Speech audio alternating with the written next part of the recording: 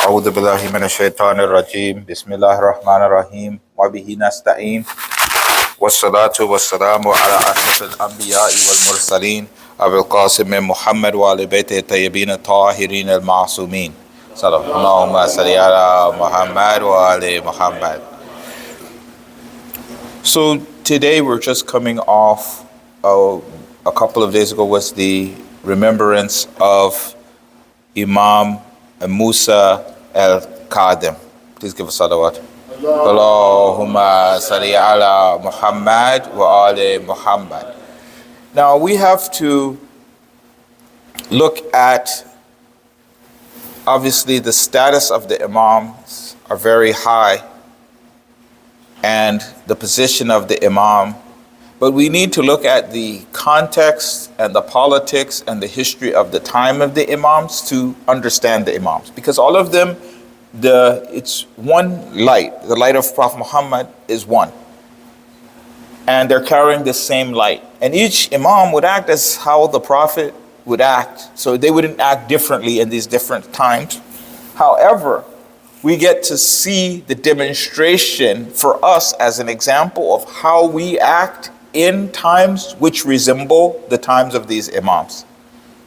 Now, at different points in our lives, in our political lives, in our family lives, we'll see that a situation similar to the case of, let's say, Imam Sadiq might happen, the case of Imam Ali might happen, the case of Imam Hassan might happen, and we can look to the Sunnah of how these Imams acted so we can know how to act.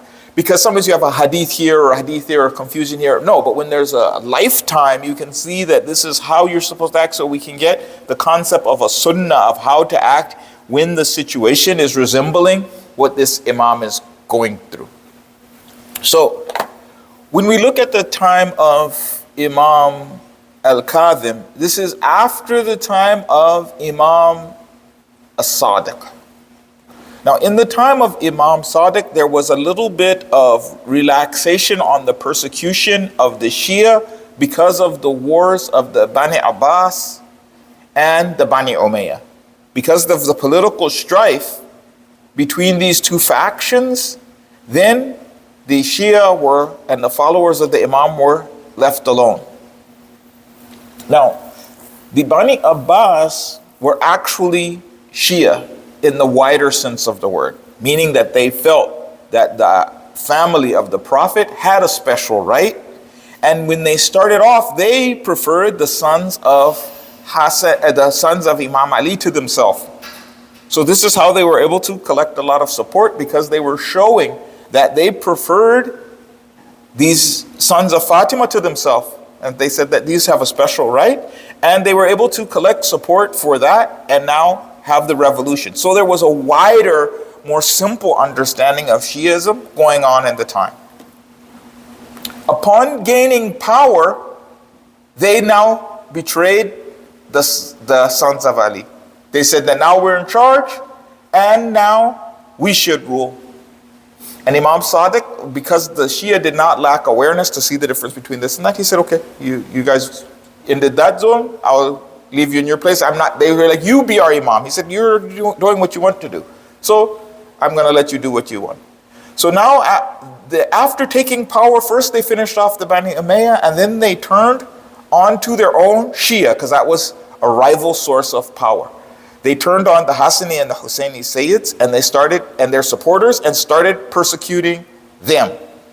Now, a government is similar to a human being, even though maybe the faces change, but the government itself, the structures and everything like that, are similar to a human being. So this was at the beginning and the strength of that government, not at its end. So when a government is strong, is usually as it's growing, as it's seizing power, as it's defeating its enemies, while it still has legitimacy in the eyes of the people. So these things were all strong in the early stages of the Bani Abbas. So the Imams like Musa Qadim and Imam Sadiq did not lead a jihad against them. They're not going to go strength against strength, while the people are, for one degree, confused. Many of them were not sure what's the difference between this and that. Yes, you could have some intellectual debate and convince one person here or one person, but the arm of the people, the majority of the people, the masses of the people didn't know the difference. So here is, but however, what was interesting is the awam, the regular people didn't really know the difference. However, the difference between the time of the Bani Umayyah and the time of the Bani Abbas is that the government knew the difference. So the government themselves knew, because they were Shia, that there was a limited number of imams. They knew that there was one was was designated by the previous imam. They knew these types of details. So sometimes there's people who they say, well, that they kind of, historically, they say that the Shias seem to be making it up as they go along. But one sign that the Shias were not making it up as they went along was the Bani Abbas's knowledge of what the Shias were about to do. If the Shias were making it up as they went along, and it hadn't happened yet, how did the Bani Abbas already know what it was? So they started working to interdict the Imam Mahdi, Ajallahu Ta'ala Farajahu Sharif. So it's showing they already had the concept early on. They themselves used to use banners which resembled what the Prophet had predicted about Imam Mahdi to get people to come to their side. So this is a sign that this idea of the Mahdi was not somehow something that the Shias got to the end. They ran out of imams. Imam Hassan Askari died, didn't have a successor, so they said, well, he does have one, he's an imam, and he's the Mahdi, and he's going to come back. Why did the Shias stick at 12 if it was just making it up as they went along? When sometimes one imam could be the brother of another imam. They had other Sadat that they could have just said, if they were just making it up and it's just a political movement, it wasn't a religious one, they could have just made something up at the fact and made one of the, like they had Jafar Kadab, they could say, well, this guy is actually the next imam. If it was being made up as they went along, why stop at 12 if you're just making it up as you go along? So it shows that these things, the number of the imams and the last imam being the Mahdi was known knowledge, and the Bani Abbas knew what it was. So they responded to the death of Imam Sadiq, who now had become the spiritual leader of the community while the Bani Abbas was involved in politics. They said, oh no, if the next imam is going to be the spiritual leader of the opposition, and he's going to have a lot of power, so we need to work now to crush him. Except they didn't know, Imam Sadiq had more than one son, and they didn't know which one it would be. So they said, we can't just go over and start. And also that would kind of give away the farm if you start murdering people of a well-known scholar, killing his kids left and right for absolutely no reason. It wouldn't work. So politically they weren't able to do it because of the status Imam Sadiq had. But if it's just one, you could maybe invite him to dinner, slip him something, and be done with it. So they said, whoever he designates as the imam, as his successor, that's the next imam. So they already knew. And they knew it also, it gives away several things. They knew it wasn't just the eldest son. His eldest son was Ismail. That's where we get the Ismaili imams from. His eldest son was Ismail. The next oldest was Abdullah Aftah. And these two were Arab. Ismail and Abdullah were Arab. Musa Kazim was not. His mother was from Africa. So when Ismail died in public, the Imam displayed his body to end the concept that he was the last, because he was a righteous person, so people thought maybe he would be the next Imam. So the Ismailis, they say he had a son named Muhammad ibn Ismail, and that was the next Imam.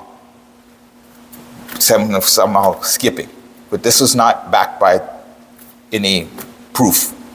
That's just, well, he's the oldest, and so therefore. But it was not like that. So Abdullah Aftah and Musa Kazim were there. So they said it's probably going to be one of these two. So whichever one and he had other sons too, but these were the main candidates. Musa Kazim because of his righteousness, and then Abdullah because of his age. The Imam Sadiq made the will. He said, whoever he makes the will for, kill him. Imam Sadiq made a will for the Khalifa, and he made a will for the governor who was supposed to do the killing, and he made one for Abdullah Aftah, and he made one for Musa Kadhim. And then the governor came back and said, who am I supposed to kill? Should I kill myself? Should I kill you? Should I kill the, Musa Kadhim? Should I kill the Abdullah Afta? And the Shia were genuinely confused as to who was the next imam. So they said, well, we know that it can't be a person who's a zalim. So it shows that this is also one of our concepts, that it can't be a zalim. So we know it can't be Harun Rashid. We know that it can't be the governor of Medina. So it's between the two of them. This is where knowledge comes in. So they went to Abdullah Afta and he said, are you the imam? He said, yes. You see the will in my favor? MashaAllah, I humbly accept your khums and zakat and things like that. They said, okay. But the imam said to ask you a few questions. And they asked him some fiqh questions. And he gave incorrect answers. He didn't know the basic fiqh. And they said, this person is answering things that like even the other schools of thought don't say. And so then they went and they asked the questions to Imam Kadhim. And the Imam answered them. And they said, we humbly accept you as our Imam. And then he didn't say anything. They said, oh, who's the Imam now? He didn't say he's the Imam. It's not Abdullah Afta, it's not the governor. So they went back, and then one of the people who was very wise said, he's very righteous, and also he would be knowledgeable about the truth. Ask him if he has an imam. So they went back to him and they said, Musa, father of Ali, I think he didn't have Ali at the time. Do you have an imam? And he said no. So when they asked, is he the imam? He didn't answer. When he said, do you have an imam? He said no.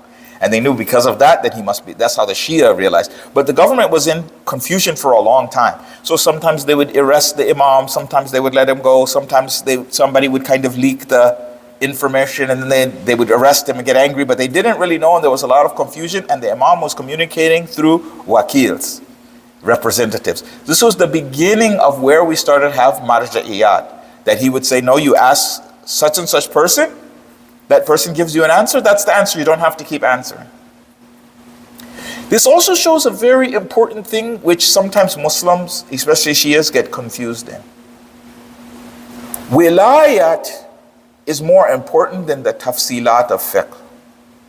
Meaning that you're following the wali of the time, and you're following the correct political leanings, and you're following the correct spiritual leanings is more important than that tafsilat of every single detail. Sometimes people are like, but this marja says that when you have a doubt between the third rakat and the fourth rakat, do this, and this one says ihtiyati wajib, and who knows who's right? We're doing this for bara'at dhimma, to get the duty from us, to show Allah that we are willing to do the right thing. That's more important. Of course it's important to do the right thing, but it's much more important to be willing to do the right thing. That's Islam. So like let's say that if it turned out that this direction was not actually the Qibla, somehow we got it wrong, we were confused, and it's actually that way. It's more important that we were trying to do it the right way than that we actually got it right. Imagine that we thought that this was the Qibla, and then out of disobedience to Allah, and we decided that, we shouldn't pray towards Mecca, we are going to pray towards Mexico because we are Mexican Muslims and this is the right way. So we turn towards Mexico City. We're making our own deen. Even if it turned out by accident, we were praying towards the correct Qibla. It's the fact that you disobeyed Allah or attempted to disobey Allah is much more great than that you actually, as you were in your attempt to disobey Allah, you somehow stumbled onto the right way. So that your politics are lined up, that your spiritual leader is lined up, that your attempt to do the right thing the right way is lined up is more important than actually getting the details right. It's important because there's benefit in that if it's actually this, that we did it that way. There's benefit in it. We get the full blessing of it if we get it 100% right. But it's important to get the big picture right. And this is where a lot of Muslims get lost, And this is where a lot of sometimes Shia get lost, and sometimes people will go over. There was a debate going on online where they were trying to argue with someone whether, amongst the Shia Sunnis amongst themselves, whether or not some person was mushrik or not. And someone made the comment, to declare this person mushrik, you had to disobey dozens of well-established sunnah to now come to this conclusion. First of all, you're not supposed to be suspicious of a Muslim. If a Muslim does something and I'm not sure what it is, then I don't be, yes, if it's clear, like he goes over and he buys the box of whiskey and he tears it open, he says, look, this is 100% vodka, and he drinks it, you're like, yeah, I saw the guy drinking whiskey, what can I say? But I see him drinking out of a clear liquid out of a bottle and I don't know what it is, you know what, that was probably whiskey. No, that's a sin. You don't know. He expresses a view about fiqh or belief, and you're not sure what he means, but it might be right, wrong. You go, you ask him, you talk to him, you try to get his proofs or something like that. You don't just say, yeah, well, I couldn't really understand what he was saying, so then he must be on the wrong path. And when you see how lost they are in their big issues, it's because they're going over and fighting about these smaller issues, rather than first you get the big things right, then you can come over and then you invite the way. Also, even invite people to the way of Allah in the best way. Why do you have to go straight to calling the person a mushrik?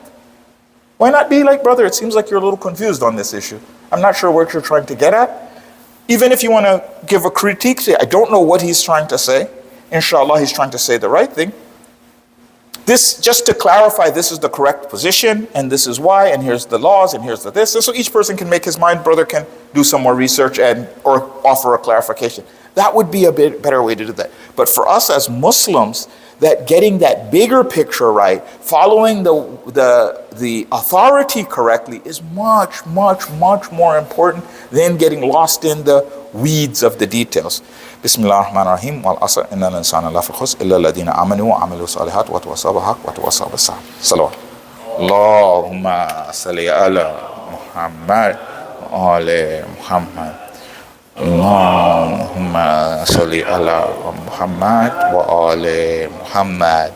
Allahumma salli ala Muhammad wa ali Muhammad.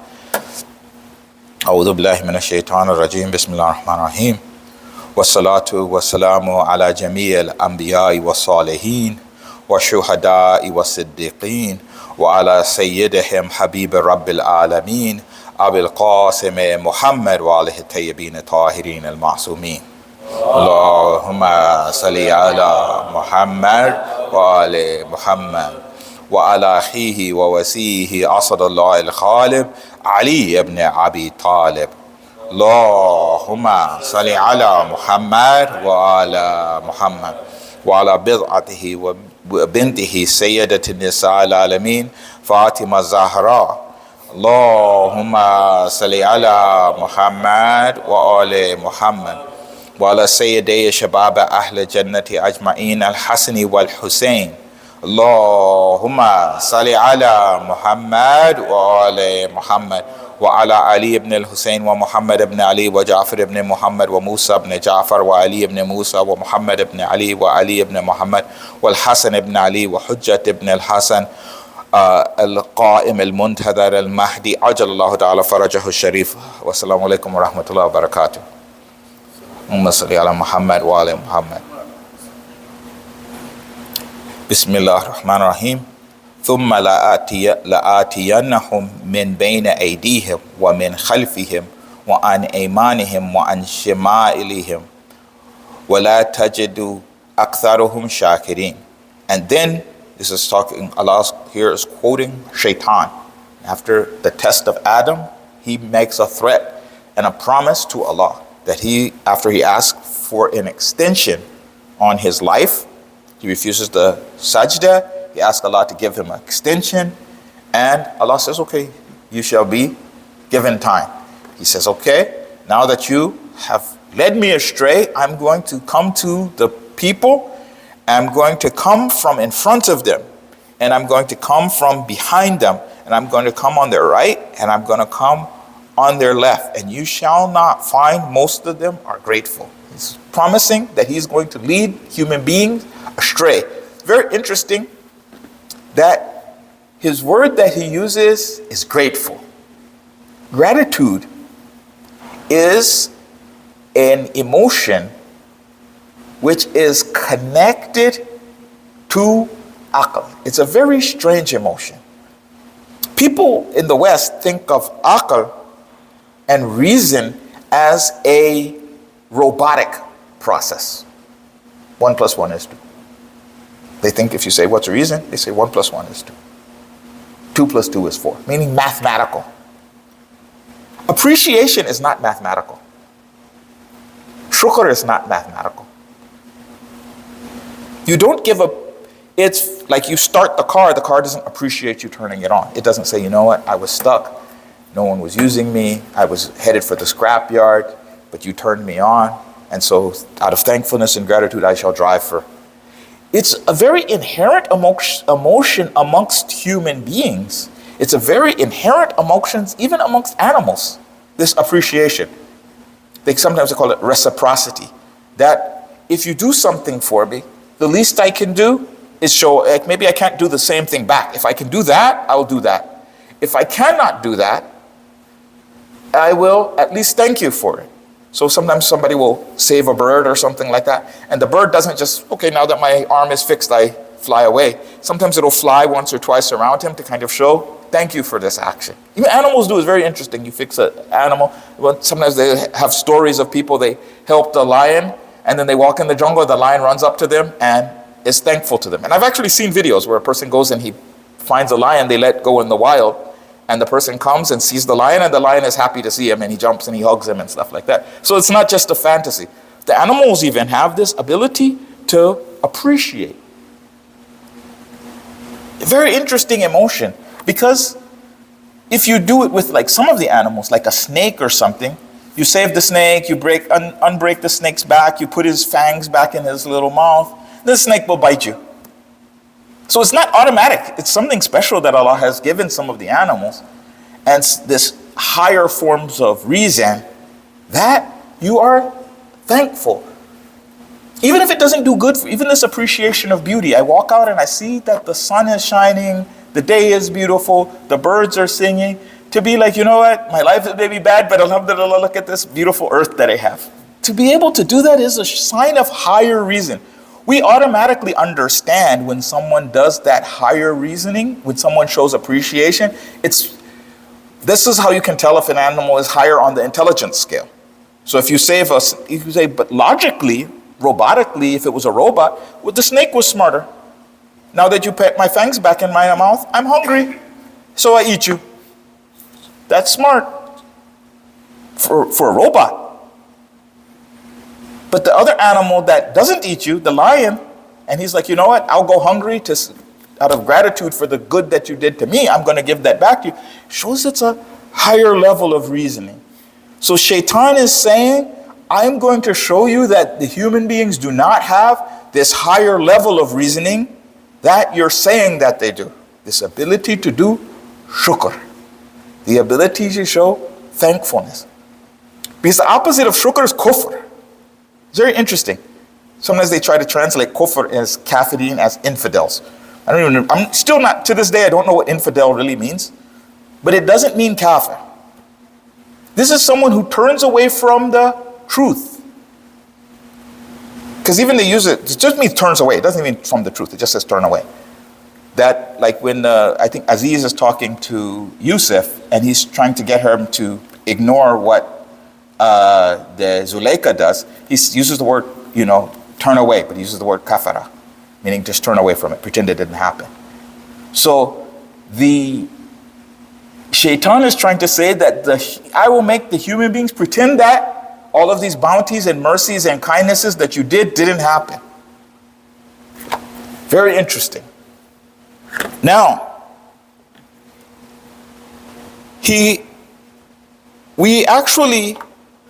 what we were talking about is the perfection fallacy. This is one of the tricks from the trick playbook of Shaitan. And it is because most mu'mineen will not be open kafirs. You ask them to do sin, he says no. You ask him to not appreciate, he says no. You ask him to not support Islam, he says no. So Shaitan says, okay, I tried the frontal assault. I tried to come from the left, he didn't do it. Now I've got to dig a little deep. I've got to pull the old double whammy trick on this mu'min, because the mu'min is not responding to all of my direct assaults. I offer him money, I offer him this, I offer him that, he doesn't get lost. This also kind of connects to some of the people who were confused on this whole Iran protesting. He will say, this is not perfect. One of the things we get confused sometimes with language, it's very important to be able to have precise language, because some of your thought process is connected to your ability to use the correct definitions in your mind. It was very interesting. I was with some people who their word in their own language for bored and frustrated was the same word. They had actually a better word, but they were using the wrong word. They had another word in their language which was actually more precise, but they used the word meaning bored. And because they didn't have the right word, I remember I used to look at their faces and I'm like, why does this guy seem bored? And I would be confused because I could see his facial emotion was showing boredom. But he was acting frustrated. Then I was like, oh, he's making the word is frustrated. But they use the same word for bored, so he starts acting bored when he's frustrated. Because of the confusion of the word. So he wasn't defining it correctly in his own mind. I remember I pointed it out, and then the people who knew the language better, they were like, yeah, you're right, there's two different words. And we use this one interchangeably. Sometimes we do it in English. Some of the other languages will have a better word, so it's more precise, and maybe we had it in English and it got lost, and then they'll be able to describe that idea to them internally because they have a word for it in their own mind. So this is where, to go back to, if something is not perfect, we'll say it's bad. If something is terrible, we'll also say it's bad. And not really make a distinction between, if I give you $100 and you really wanted to get 200, you got half the money you needed, so it's bad that you don't have the other 100. But what I did wasn't bad. Not having any money was bad. But if you don't make the distinction in your own mind, you can now think that it was bad that I got the $100. By not letting your mind work its way. You see little kids do this all the time. They were wanting this toy and you bought them that toy, which was also one that they wanted, but they wanted this one more. And then they'll throw the toy that they didn't like on the ground. But if you had given it to them when they hadn't seen this one, they would have loved it. So it was because they don't make that distinction in their own mind, their immaturity comes in. I've seen this with some of the Muslims in that they're very idealistic. So they'll say, I'm such an idealistic person. I'm such a righteous person. We should be Muslims, we should be Shia, we should have the government of the Ahlul Bayt. Then they'll look at Iran and be like, mashallah, look at all these sins that are going on there. Look at these mistakes that the Masuleen are making. Look at these sometimes grievous errors that the people in charge are making. I remember when I went with some of my brothers in the Hawza, they imagined that Iran was going to be just peaches and cream. Each one would be more like Amir al-Mu'minin than the next. They're like, mashallah, they're already Shia. If I just became Shia, I'm only Shia 6 months. These guys have been born Shia. They should be just Salatul Layl and, giving in charity and this, that, and the other. Akhlaq like this, that, and then so sometimes to make it worse, the sheikh that they were interacting with was really a righteous person. So they said, imagine a country filled with people like this. And they would go there and someone would rob them and someone would do this and someone would do that. Be like, the whole thing is wrong. I had a brother do that. It's like, Shiism is wrong. Why? Because when I went there, some street urchin knocked me down. Another person robbed me in the taxi. Another person did this. Another person was racist. Another person was this. Another person was that. The whole thing is right. Like, no, the person is falling short. I had to point this out to people. What would he have been had he not even been Shia? Sometimes we don't understand that. This is something that I realized. I fell into this trap myself, interacting with Muslims from different parts of the world. And always the bad stuff that people do that is not the same bad stuff that you do, because each one of the qawms has their own bad stuff. But we also have good things. But something maybe we do well as Americans, maybe another group of people, they have other good qualities, but this particular one, maybe they don't do well. And I would see them doing, I'm like, oh my goodness, what is this, that, and the other. Then it came to my mind, if you looked at people of the same qawm, but the non-Muslim version, this is where the Muslims were better. So sometimes you have a qawm that maybe they had their backstory of a caste system. The Muslims would be slightly racist. The other people were like, want to burn your house down if you married their daughter. The Muslim would, feel a little uncomfortable. But I mean, the difference between this and that, so the reformed version of the same thing, maybe inshallah he's going to do his jihad and continue to improve. But it was distinctly better that Islam had muted to a great deal some of those bad behaviors that was in their qawm. It wasn't perfect. Sometimes the people who had mastered their soul or whatever, maybe it was to the point that you didn't even realize that they had that. Sometimes you'd only interact with one guy, you don't realize that qawm even has such and such issue. But this is sometimes that Muslims would do this. They would come to the masjid, they'd be like, mashallah, I went to the masjid and they made this mistake. I'm never going there again. No. Bad and good and perfect are not the same thing. Like my father used to say, he was a doctor. He said, his teacher told him, he said, he made like stitch somebody up. And he said, this stitch, this will hold. It's good enough. I could make it perfect though. It's not perfect. He said the opposite of good enough is perfect. And if you try to untie it and pull it back, and now you're like, the guy's under anesthesia hours and hours longer, you mess it up. Now you tear up the whole thing, and now the guy, maybe he dies when the stitch was good enough. Sometimes when we see a society making mistakes, a masjid making mistakes, Muslim brother making mistakes, when it's not to that point of absolute loss, correct them slowly. Don't write them off. Don't go over. The prophets and the imams were very slow about doing these, like inqilabs. They wouldn't just throw over the society anytime. It's 99.999% the society that I want. We're going to go over and have a revolution. So you have the example of Yusuf. At the time, monotheism was still there. He still had some paganism, but there was still a strong thing of monotheism. The king is like, I'm going to be willing to make you the Aziz. I'm going to let you build a masjid. I'm going to let you do this. I'm going to let you do that. He didn't say, well, that's 99% of what I want.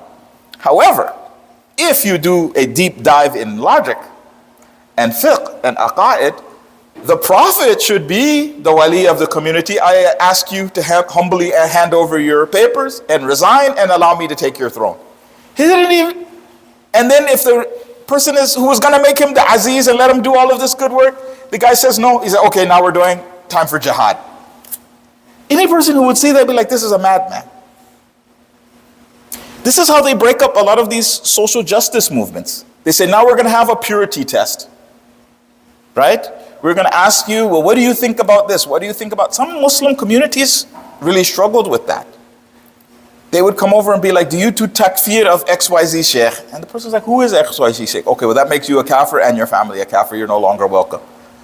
And you just break up the whole thing. The non-Muslims did the same thing. They would have a purity test and destroy their whole movement before it got off the ground. I asked someone, I said, has it ever occurred to you, that if the Prophet marches out to the battle, it's the battle of Badr, we have 300 people, they have 1,000 people, they have horses, they have armor, they have this, and we have sticks. The Prophet's army mostly was armed with mostly sticks and knives. Not too many had swords.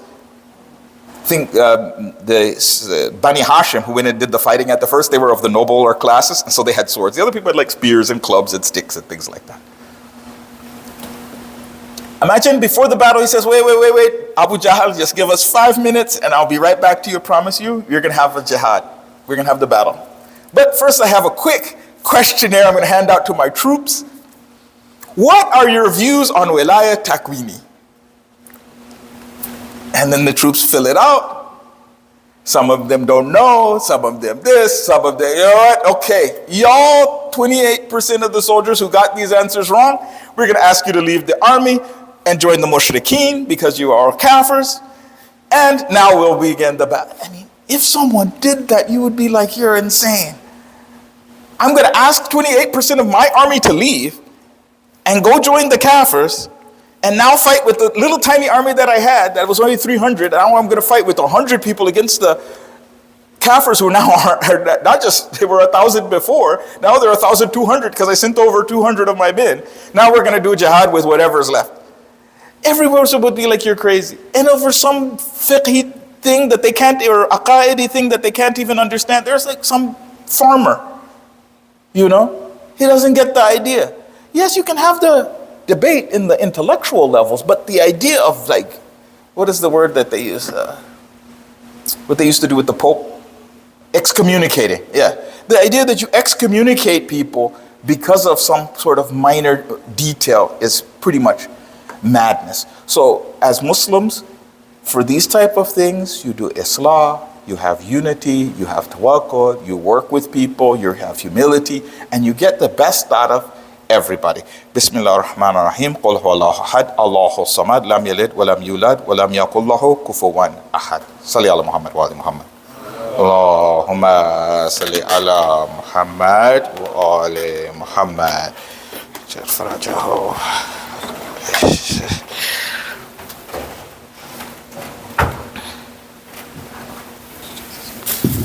I think it's Haji Salim's. You can put it there.